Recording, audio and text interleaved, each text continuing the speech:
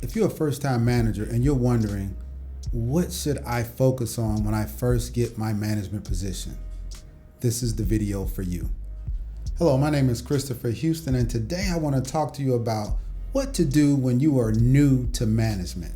If you find value in the videos I produce, don't forget to like, comment, and subscribe. In management, whether it's in a company or you own your own business, there's a fundamental mindset you must have. Mastering the following 4 steps will help you on your path to mastering that leadership mindset. Step 1, understand how to manage expectations. When you first become a manager, ask about the pain points. Whenever you first take a management job, there are always pain points. These are things that upper management wants done, but for whatever reason, these things have not been done in the past. Once you learn what the pain points are, you should prioritize them and then systematically relieve that pain. Here is the most important thing when you prioritize. Get a few small wins first before you tackle the large projects and challenges. Take a look at your priorities, spend major time with major influences and minor time with minor influences. Stephen Covey was quoted saying, "The key is to not prioritize what's on your schedule, but to schedule your priorities." After I accepted the position in Hawaii, I flew in and me and my supervisor sat down. We sat down and we talked about what were some of the pain points. Then I asked for about 30 to 45 days to fly out to all the islands and speak to all the leaders at each island. You see, I'm based in Oahu, but I have staff at all the islands with federalized airports in the Pacific. That includes Hilo, Kona, Kauai, Maui, Guam, Saipan, and Pago Pago. So I asked all the leaders of all these islands, how can mission support team help you? This let me know what was the most important things on their minds, their pain points. I matched their challenges up with the challenges that I got from my management team and my upper management. And we, as a mission support team, got started with projects that were directly tied to those challenges.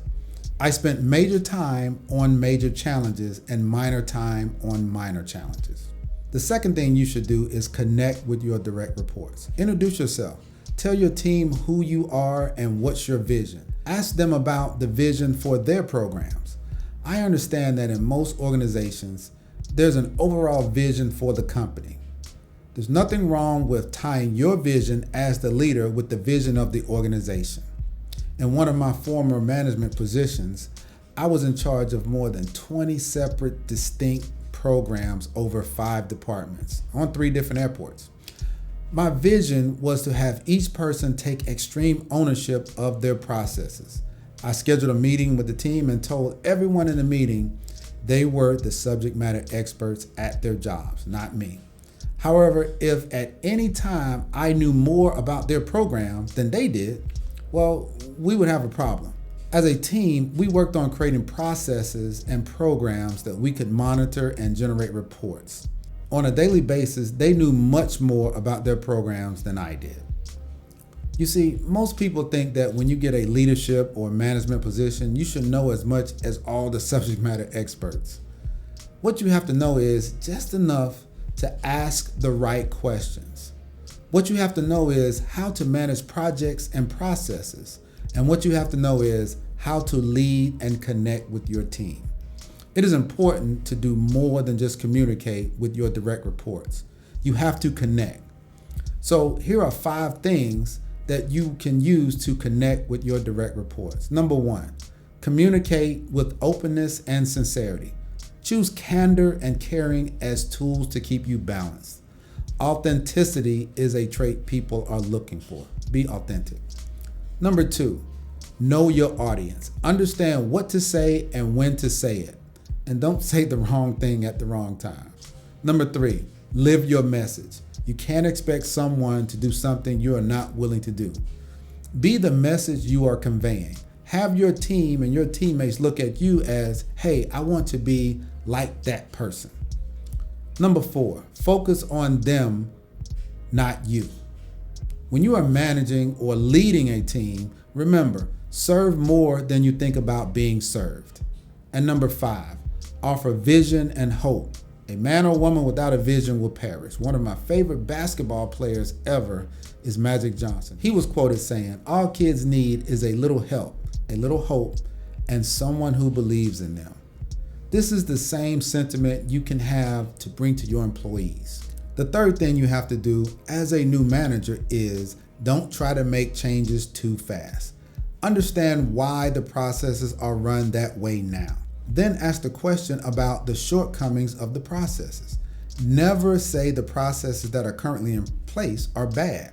Just ask questions and let the answers bring the person to the realization that the processes can be made better. You want your subordinates to come up with the solution. The worst thing you can do is micromanage. Now, let's assume the micromanagers out there don't know they are doing it, right? Because we see them. So maybe they don't know they're doing it. Here are some clues that you may be a micromanager. Number one, micromanagers minimize people. Micromanagers normally minimize people or put them down. Don't talk about people when they make mistakes. Lift them up. Micromanagers inject negativity. Normally, micromanagers are negative. They normally blame outside entities. Be positive in all things that you do. Micromanagers constantly change priorities, mainly because they have challenges prioritizing things in their own lives. If the priorities change, be mindful of explaining the why to your subordinates. Don't just change priorities and forget your employees. Micromanagers reject criticism. Micromanagers criticize often. They usually say things like, "I could have done it better my way." Micromanagers are rarely objective and mostly subjective. They use subjectivity to criticize the person if something goes wrong. When something is subjective, you can always argue both sides. Micromanagers love to argue both sides. So remember, the don'ts of micromanagement. Don't minimize people. Don't inject negativity. Don't constantly change priorities. And don't reject criticism. Don't be subjective, be objective. I read a quote the other day. The focus of subjectivity is a distorting mirror. That was pretty deep. Edify your team whenever possible. And that's number 4. If something goes right, they did it. Let the team get the praise. If something goes wrong, you did it. As the leader, you have to take responsibility. As a leader, you have to be the mediator and mentor.